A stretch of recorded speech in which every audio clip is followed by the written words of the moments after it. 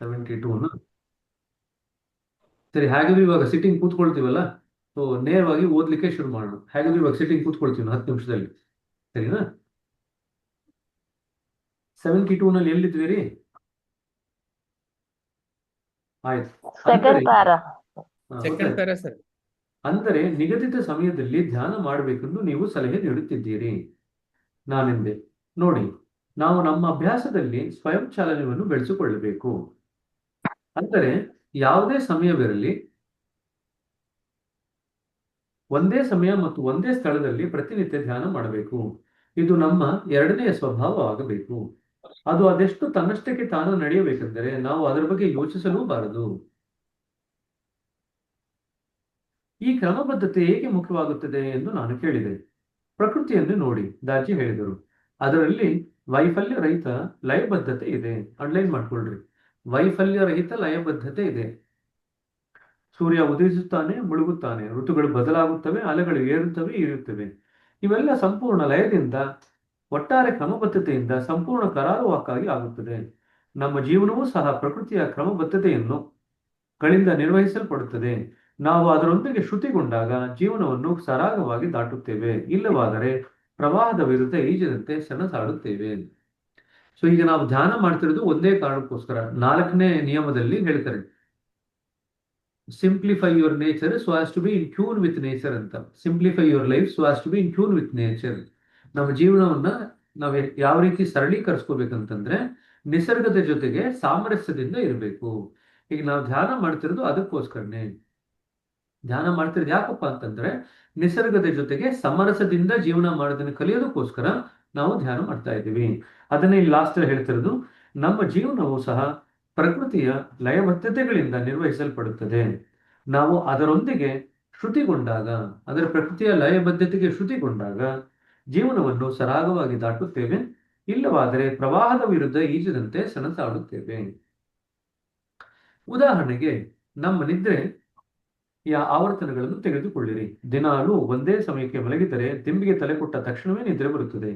ನಿದ್ರಿಸಲು ಯಾವ ಸಮಸ್ಯೆಯೂ ಬಾರದು. ಅಂತೆಯೇ ಪ್ರತಿನಿತ್ಯ ಒಂದೇ ಸಮಯದಲ್ಲಿ ಧ್ಯಾನ ಮಾಡಿದರೆ ಧ್ಯಾನವು ತನ್ನಿಂತಾನಾಗಿ ಆಗುತ್ತದೆ. ಅದು ಎಷ್ಟು ಸಹಜವಾಗಿ ನಡೆಯುತ್ತದೆಂದರೆ ಧ್ಯಾನದ ಗಾಢತೆಗಾಗಿ ನಾವು ಶ್ರಮಿಸುವುದು ಬೇಕಾಗಿಲ್ಲ. ನಮಗಿಂತ ಮೊದಲಿನವರು ಸಹ ದಿನದ ಕೆಲವು ಸಮಯಗಳನ್ನು ವಿಶೇಷವಾಗಿ ಧ್ಯಾನಕ್ಕೆ ನೆರವಾಗುತ್ತದೆಂದು ಕಂಡುಕೊಂಡಿದ್ದರು. ಆದರೆ ಈ ಸಮಯಗಳನ್ನು ಸಂಧ್ಯಾ ಅಥವಾ ಸಂಧಿಕಾಲ ಎಂದು ಉಲ್ಲೇಖಿಸಿದರು. ಸಂಧ್ಯಾ ಎಂದರೇನು ಅಥವಾ ಸಂಧಿಕಾಲ ಎಂದರೇನು ಅಂತ ನಿಮಗೆ ಪ್ರಶ್ನೆ ಬರುತ್ತೆ. ಅವಾಗ ಇದನ್ನು ಬರಿಬೇಕಾಗ್ತದೆ. ಸಂಧ್ಯಾ ಅಥವಾ ಸಂಧಿಕಾಲ ಅಂತಂದ್ರೆ ಯಾವ ಸಮಯ ಧ್ಯಾನಕ್ಕೆ ಪ್ರಶಸ್ತವಾಗಿದ್ದು ನಮ್ಮ ಪೂರ್ವಿಕರು ಏನು ಅದನ್ನು ಕಂಡುಹಿಡ್ಕೊಂಡಿದ್ರು ಅದನ್ನ ಸಂಧ್ಯಾ ಅಥವಾ ಸಂಧಿಕಾಲ. ಯಾಕೆ? ಈ ಸಮಯದಲ್ಲಿ ದಿನದ ಒಂದು ಭಾಗ ಮತ್ತೊಂದನ್ನು ಕೂಡುವ ಕ್ಷಣಗಳು. ಸಂಧ್ಯಾಕಾಲ ಅಂದ್ರೆ ದಿನದ ಒಂದು ಭಾಗ ಮತ್ತೊಂದು ಕೂಡುವ ಕ್ಷಣಕ್ಕೆ ನಾವು ಸಂಧಿಕಾಲ ಅಂತ ಕರಿತೀವಿ. ಅಂತಹ ಕ್ಷಣಗಳಲ್ಲಿ ಪ್ರಕೃತಿಯು ಸಮತೋಲನ ಸ್ಥಿತಿಯನ್ನು ಹೊಂದಿರುವುದೆಂದು ಭಾವಿಸಲಾಗಿದೆ. ಅಂಡರ್ಲೈನ್ ಮಾಡ್ಕೊಳ್ರಿ. ಯಾಕೆ ಸಂಧ್ಯೆ ಇಂಪಾರ್ಟೆಂಟ್? ಸಂಧ್ಯೆ ಯಾಕೆ ಇಂಪಾರ್ಟೆಂಟ್ ಅಂದ್ರೆ ಆ ಸಮಯದಲ್ಲಿ ಪ್ರಕೃತಿ ಸಮತೋಲನದ ಸ್ಥಿತಿಯಲ್ಲಿ ಇರುತ್ತೆ. ಈ ಸಮತೋಲನದ ಸ್ಥಿತಿಯಲ್ಲಿ ನಾವು ಧ್ಯಾನ ಮಾಡುವುದಾದರೆ ಆ ಸಮತ್ವವನ್ನು ನಮ್ಮಲ್ಲಿ ನಾವು ಹೀರಿಕೊಳ್ಳುತ್ತೇವೆ. ಅದು ನಮ್ಮ ಸ್ವಭಾವದ ಭಾಗವಾಗುತ್ತದೆ. ಈ ಸಂಧಿಕಾಲಗಳು ಸೂರ್ಯೋದಯ, ಮಧ್ಯಾಹ್ನ ಮತ್ತು ಸಾಯಂಕಾಲಗಳ ಮುಂಚಿನ ಸಮಯವಾಗಿದೆ. ನನಗೆ ಮಧ್ಯಾಹ್ನ ಅತ್ಯುತ್ತಮವೆನಿಸುತ್ತದೆ. ಅದು ರಾಕೆಟ್ನಂತೆ ಕೆಲಸ ಮಾಡುತ್ತದೆ. ಅದು ದಾಜಿಯವರು ಹೇಳ್ತಾ ಇದ್ದಾರೆ. ಸೂರ್ಯ ನೆತ್ತಿಯ ಮೇಲಿದ್ದಾಗಲೋ ಅಥವಾ ಗಡಿಯಾರದ 12 ಮತ್ತೆ ಜೋಶೋ ಫಲಕ್ ಅವರಿಗೆ ಗೇಲಿ ಮಾಡ್ತಾ ಇದ್ದಾರೆ. ಮಧ್ಯಾಹ್ನ 12 ಗಂಟೆಗೋ ಅಥವಾ ಸೂರ್ಯ ನೆತ್ತಿಯ ಮೇಲಿದ್ದಾಗಲೋ ಅಂತ. ನಾನು ಹೇಳಿದ್ದು ಮಧ್ಯಾಹ್ನ ಅಂತ ದಾಜಿಯವರು ಹೇಳ್ತಾರೆ. ಇವರು ಕಾಲು ಎಳಿಕ್ ಹೋದ್ರೆ ಇವ್ರು ಕಾಲು ಎಳಿತಾರೆ. ನಾನು ಹೇಳಿದ್ ಮಧ್ಯಾಹ್ನ. ನಾನು ಗಡಿಯಾರ ಪ್ರಕಾರ ಮಧ್ಯಾಹ್ನ ಹೇಳಿಲ್ಲ ಅಂತ ಹೇಳ್ತಾ ಇದ್ದಾರೆ. ನಗುವಿನೊಂದಿಗೆ ಹೇಳಿದರು. ನನಗೆ ಸೂರ್ಯೋದಯದ ಮೊದಲು ಅತಿ ಉತ್ತಮವಾಗಿರುತ್ತದೆ ನಾನೆಂದೆ. ಜೋಶೋ ಫಲಕ್ ಹೇಳ್ತಾರೆ, ನನಗೆ ಸೂರ್ಯೋದಯದ ಮುಂಚೆ ಚೆನ್ನಾಗಿರುತ್ತೆ ಅಂತ. ಅದಕ್ಕೆ ದಾನಿಯವರು ಹೇಳ್ತಾರೆ, ಆದುದರಿಂದ ನಾನು ಈ ಸಮಯಗಳನ್ನು ತಾವೇ ಪರೀಕ್ಷಿಸಿ ನೋಡಲು ಹೇಳುತ್ತೇನೆ ಅವರೆಂದರು.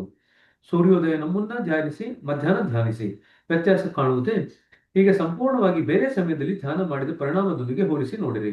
ನಿಮಗೆ ಯಾವುದು ಉತ್ತಮವೋ ಅದನ್ನು ಕಂಡು ಹಿಡಿಯಿರಿ. ಅಂಡರ್ಲೈನ್ ಮಾಡ್ಕೊಳ್ರಿ. ನಿಮಗೆ ಯಾವುದು ಉತ್ತಮನೋ ಅದನ್ನು ಕಂಡು ಹಿಡ್ಕೊಂಡು ಅದರ ಪ್ರಕಾರ ಹೋಗ್ರಿ. ಯಾವುದರೊಂದಿಗೂ ಅತಿ ಕಟ್ಟುನಿಟ್ಟು ಬೇಡ. ಅದನ್ನು ಅಂಡರ್ಲೈನ್ ಮಾಡ್ಕೊಳ್ರಿ. ನಾವು ಎಕ್ಸಸೈಸ್ ತರ, ಡಿಸಿಪ್ಲಿನ್ ತರ, ಶಿಸ್ತಿನ ತರ ಮಾಡೋ ಅವಶ್ಯಕತೆ ಇಲ್ಲ. ಯಾವುದರೊಂದಿಗೂ ಅತಿ ಕಟ್ಟುನಿಟ್ಟು ಬೇಡ. ಉದಾಹರಣೆಗೆ 6 ತಿಂಗಳು ಹಗಲು 6 ತಿಂಗಳು ರಾತ್ರಿ ಇರುವ ಉತ್ತರ ಧ್ರುವದಲ್ಲಿ ನೀವು ವಾಸಿಸುತ್ತಿದ್ದರೆ ಮುಂಜಾನೆ ಹೇಗೆ ಧ್ಯಾನ ಮಾಡುತ್ತೀರಿ? ಅಥವಾ ಸೂರ್ಯ ಅತಿ ಬೇಗ ಹುಟ್ಟಿ ಅತಿ ತಡವಾಗಿ ಮುಳುಗುವ ಸ್ಕ್ಯಾಂಡಿನೇವಿಯಾದಲ್ಲಿದ್ದರೆ ಹೇಗೆ ಮಾಡ್ತೀರಿ? ಅತಿ ಮುಖ್ಯವಾದುದೆಂದರೆ ಕ್ರಮಬದ್ಧತೆ. ಅಂಡರ್ಲೈನ್ ಮಾಡ್ಕೊಳ್ರಿ. ಅತಿ ಮುಖ್ಯವಾದುದೆಂದರೆ ಕ್ರಮಬದ್ಧತೆ. ಸೂಚಿಸಿದ ಆ ಸಮಯಗಳಲ್ಲಿ ಧ್ಯಾನ ಮಾಡುವುದು ಸೂಕ್ತವಾದುದು. ಆದರೆ ನಿಯತವಾದ ಧ್ಯಾನಕ್ಕೆ ಹೋಲಿಸಿದರೆ ಅದಕ್ಕೆ ದ್ವಿತೀಯ ಆದ್ಯತೆ. ಅಂಡರ್ಲೈನ್ ಮಾಡ್ಕೊಳ್ರಿ. ಯಾವುದು ಮುಖ್ಯ? ನಿಯತವಾದಂಥ ಧ್ಯಾನ ಮುಖ್ಯ. ಸಮಯ ಸೆಕೆಂಡ್ರಿ ಆಗುತ್ತೆ. ಸಮಯ ಆವಾಗ ದ್ವಿತೀಯ ಆಗುತ್ತೆ. ಬಟ್ ನಿಯಮಿತವಾಗಿ ಧ್ಯಾನ ಮಾಡಬೇಕು. ನಿಶ್ಚಿತ ಸಮಯದಂತೆಯೇ ಸ್ಥಳವನ್ನು ನಿಶ್ಚಿತಗೊಳಿಸುವುದು ಸಹ ಮುಖ್ಯ. ಉದಾಹರಣೆಗೆ, ನೀವು ಅಡುಗೆ ಕೋಣೆಯನ್ನು ಪ್ರವೇಶಿಸಿದಾಗ ಆಹಾರದ ಬಗೆಗೆ ಯೋಚಿಸುವಿರಿ. ನಿಮಗೆ ಹಸಿವಿಲ್ಲದಿದ್ದರೂ ತಿಂಡಿಗೆ ಕೈ ಹಾಕಲು ಮನಸ್ಸು ಹಾತೊರೆಯುತ್ತದೆ. ಹಾಗಾದರೆ ಧ್ಯಾನಕ್ಕಾಗಿ ಒಂದು ಕೋಣೆಯನ್ನು ಮೀಸಲಿಟ್ಟರೆ ಏನಾಗುತ್ತದೆ? ನೀವು ಧ್ಯಾನ ಸ್ಥಳದಲ್ಲಿ ಕುಳಿತುಕೊಳ್ಳುತ್ತಿರುವಂತೆಯೇ ಅದಾಗಲೇ ಧ್ಯಾನ ಆರಂಭಿಸುತ್ತೀರಿ. ಅದಲ್ಲದೆ ಪ್ರತಿದಿನ ಬೇರೆ ಸ್ಥಳದಲ್ಲಿ ಧ್ಯಾನ ಮಾಡಿದರೆ ಆರಾಮದಾಯಕವಾಗಲು ಸ್ವಲ್ಪ ಸಮಯ ವ್ಯಯಿಸುತ್ತೀರಿ. ನಿಮ್ಮ ಪರಿಸರದ ಹೊಸತನವು ಸೂಕ್ಷ್ಮವಾಗಿ ಆದರೂ ನಿಮ್ಮನ್ನು ವಿಚಲಿತರನ್ನಾಗಿ ಮಾಡುತ್ತದೆ. ಅದರ ಪರಿಣಾಮವಾಗಿ ನೀವು ಎಂದಿನಂತೆ ಧ್ಯಾನ ಮಾಡಲು ಸಾಧ್ಯವಾಗುವುದಿಲ್ಲ. ಇದು ಅಂಡರ್ಲೈನ್ ಮಾಡ್ಕೊಳ್ರಿ. ನೀವು ಹೊಸ ಜಾಗದಲ್ಲಿ ಕೂತ್ಕೊಳ್ತು ಅಂತಂದ್ರೆ ಆ ಹೊಸ ಜಾಗಕ್ಕೆ ಅಡ್ಜಸ್ಟ್ ಆಗ್ಲಿಕ್ಕೆ ನಿಮ್ಗೆ ಟೈಮ್ ಆಗುತ್ತೆ. ನಿಮ್ಮ ಮನಸ್ಸು ಹೊತ್ಕೋಬೇಕಲ್ಲ ಹೊಸ ಜಾಗಕ್ಕೆ. ಅದೇ ಒಂದೇ ಜಾಗದಲ್ಲಿ ದಿನ ಕೂತ್ಕೊಂಡು ಧ್ಯಾನ ಮಾಡ್ತಿದ್ರೆ ಮನಸ್ಸು ಆಲ್ರೆಡಿ ಹೊಂದಾಣಿಕೆ ಆಗಿದೆ ಆ ಜಾಗಕ್ಕೆ. ಕೂತ್ಕೊಂಡಿದ ತಕ್ಷಣ ಧ್ಯಾನದಲ್ಲಿ ಆಳಕ್ಕೆ ಹೋಗ್ಲಿಕ್ಕೆ ಸಾಧ್ಯವಾಗುತ್ತೆ. ಮುಂದೆ ನಮ್ಮ ವಿಚಾರಗಳು, ಭಾವನೆಗಳು ಮತ್ತು ಕ್ರಿಯೆಗಳು ವಾತಾವರಣದಲ್ಲಿ ತಮ್ಮ ಗುರುತನ್ನು ಬಿಡುತ್ತವೆ. ಅಂಡರ್ಲೈನ್ ಮಾಡ್ಕೊಳ್ರಿ ಇದನ್ನ. ನಮ್ಮ ವಿಚಾರಗಳು, ಭಾವನೆಗಳು ಮತ್ತು ಕ್ರಿಯೆಗಳು ವಾತಾವರಣದಲ್ಲಿ ತಮ್ಮ ಗುರುತನ್ನು ಬಿಡುತ್ತವೆ. ಯಾವ ಸ್ಥಳವನ್ನು ಪ್ರವೇಶಿಸಿದಾಗಲೂ ಅಲ್ಲಿ ಯಾವ ಭಾವನೆ ಬರುವುದೋ ಅದರೊಡನೆ ನಾವು ಅನುರಣಿಸುತ್ತೇವೆ. ಉದಾಹರಣೆಗೆ, ಆಸ್ಪತ್ರೆಗೆ ಭೇಟಿ ನೀಡಿದರೆ ಕೂಡಲೇ ಕೆಲವು ಪರಿಣಾಮಗಳನ್ನು ಕಾಣಬಹುದು. ಅಲ್ಲಿ ಉಳಿದಿರುವ ದುಃಖದ ಭಾಸವಾಗುತ್ತದೆ. ನಿಮ್ಮ ಸುತ್ತಲೂ ಸ್ಥೂಲತೆಯನ್ನು ಕಾಣುತ್ತೀರಿ.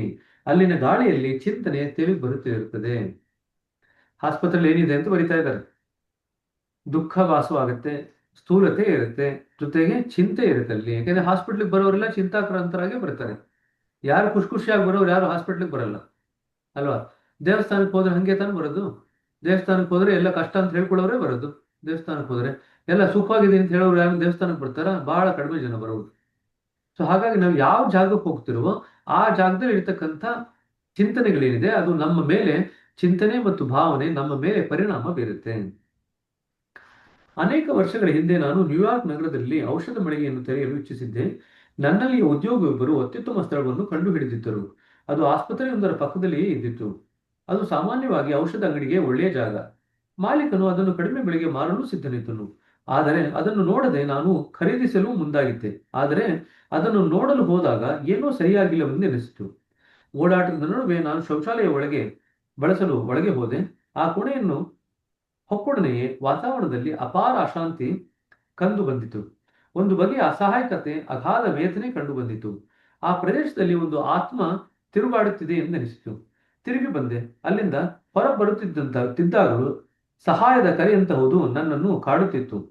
ಅನಂತರ ಅಲ್ಲಿ ಏನಾಗಿತ್ತೆಂದು ನನ್ನ ಉದ್ಯೋಗಿಯನ್ನು ವಿಚಾರಿಸಿದೆ. ಅದು ಇತ್ತೀಚೆಗೆ ನಡೆದ ಕೊಲೆಯೊಂದರ ಸ್ಥಳವೆಂದು ತಿಳಿಯಿತು. ನೋಡಿ, ಕೊಲೆ ಆಗ್ಬೇಕಾದ್ರೆ ಆ ಆತ್ಮ ಅಸಹಾಯಕವಾಗಿರುತ್ತೆ, ಅತ್ಯಂತ ವೇದನೆಯನ್ನು ಅನುಭವಿಸಿರುತ್ತೆ. ಸೊ ಅದು ಸಹಾಯಕ್ಕಾಗಿ ಕಾಯ್ತಾ ಇರುತ್ತೆ. ಶುರು ಆಯ್ತಾ?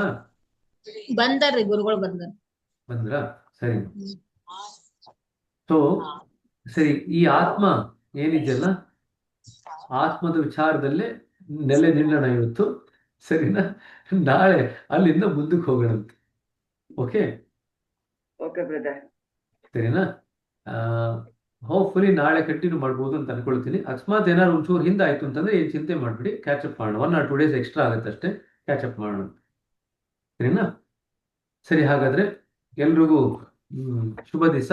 ಮತ್ತೆ ನಾಳೆ ಬೆಳಗ್ಗೆ ಸಿಗೋಣ 7 ಕಾಲ. ಸರಿನಾ? ನಮಸ್ತೆ. Okay, brother. Thank you. Brother,